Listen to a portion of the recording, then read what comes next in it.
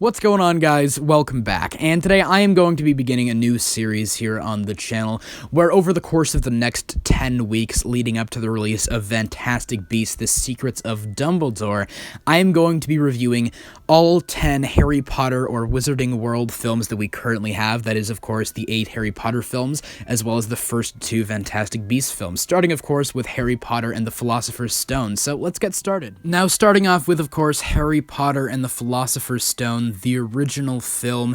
I honestly don't have a ton to say about it. That doesn't mean it's bad, though. On the contrary, it's actually still very good. The pacing is honestly really good in this movie, better than I thought it was. There's a constant flow of information, and the plot moves along at a very solid pace, especially considering the length of the movie, which is 2.5 hours. The casting is, of course, fantastic. Actors like Alan Rickman or Robbie Coltrane completely embody their characters, and I can't envision anyone else playing them. I've always preferred Richard Harris to Michael Gambon as Dumbledore, but of course that's just personal preference.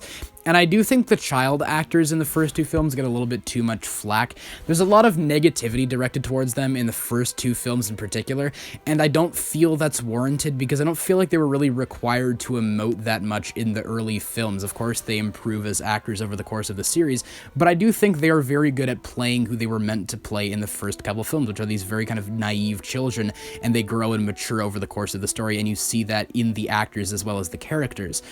Something I will say about this film as well is that it doesn't suffer from some of the issues that I feel the later films in the series suffer from, where they feel like weaker versions of the original book's stories.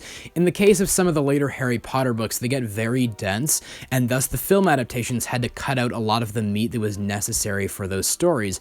Whereas with the first 3 books in particular, they aren't very dense, so not a lot had to be cut out or changed in the film adaptations. Of course, there are changes or minor additions, but they aren't really of note, and they aren't to the detriment of the story, whereas with the later films, I feel like they are to the detriment of the story. And of course, there's just something magical about experiencing the Wizarding World for the first time. There's a sense of magic in particular in this film that has never dissipated on any of my rewatches of it. If I were to say anything negatively about this film, I suppose it would be that some of the CG effects have aged poorly, such as Fluffy the Three-Headed Dog, or some of the Quidditch scenes have some pretty noticeable green screen.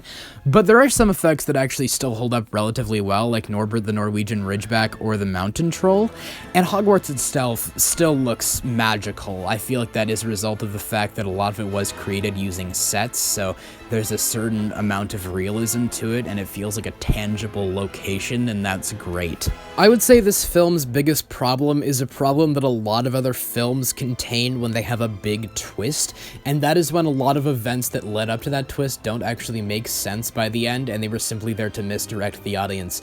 In this film, throughout the entire film, everyone is narrowing in on Snape as being behind all of these strange occurrences. Someone jinxes Harry's broom, they assume he's going after the Philosopher's Stone because he's just kind of an annoying negative guy. But it turns out, of course, that Professor Quirrell or Voldemort was behind all of these occurrences, and that during the Quidditch game, it was actually Quirrell that was jinxing Harry's broom, and Snape was muttering under his breath to try and help Harry, but after the game concludes, Snape looks all sour and angry about Harry winning the game when, upon reflection, he should have been happy to see Harry win the game because he was trying to help him. Some films are able to do that better than others, and upon reflection, after the twist occurs, all the pieces that led to that twist fit together and make sense. Unfortunately, this film is not one of those, and upon reflection, not all the pieces fit together and not everything makes sense in context. With all of that said, though, I still do think that Harry Potter and the Philosopher's Stone is a really good movie and a great introduction to the Wizarding World. I hope you guys enjoyed the video and are looking forward to the rest of this series. Whatever your thoughts are, please let me know them all in the comments below, and of course, as always, I hope you guys have a great day. Take care.